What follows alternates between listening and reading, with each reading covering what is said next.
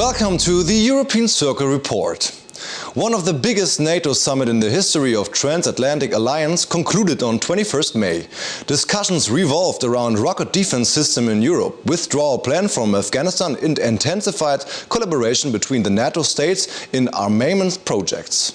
The allies reached consensus after long negotiations on the exit date of the ISAF in Afghanistan.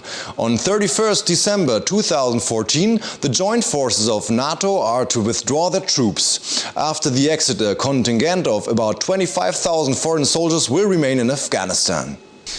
The contingent will take over the training of the Afghan police and army.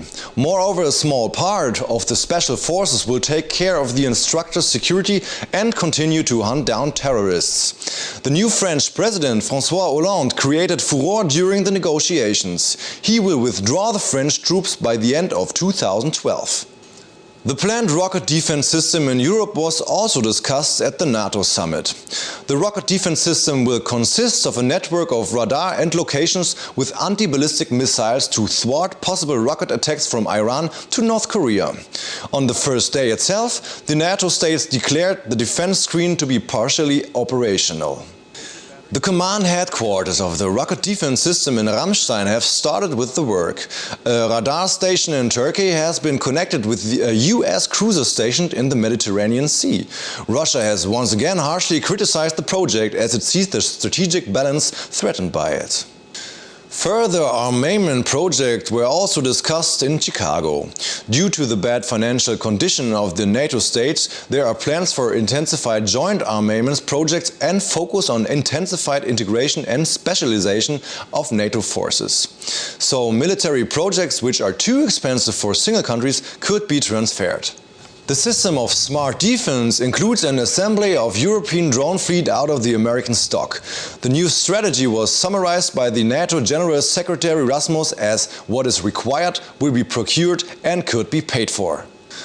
On the edge of the summit, around 15,000 people protested against NATO's political agenda.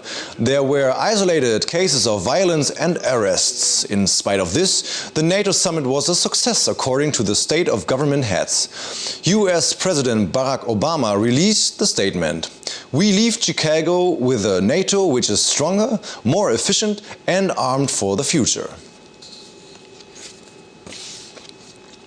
Last week, one of the biggest environment conferences was organized in Brussels within the framework of Green Week. The topic for this year's conference was water supply in context of population growth and climate change. For presentations and discussions, NGOs, government representatives, EU officials and stakeholders were invited. According to a survey by the European Commission, 7 out of 10 Europeans think that the water question represents a serious problem. Although the water supply is good in Europe and the water is of high quality, still pollution of streams and excessive water consumption has become a serious issue. The effect of climate change on water supply was also debated. According to experts, the European continent will be more and more afflicted by droughts and floods in the future. To counter these problems, the EU Commission had started a new resource efficiency campaign near the end of last year.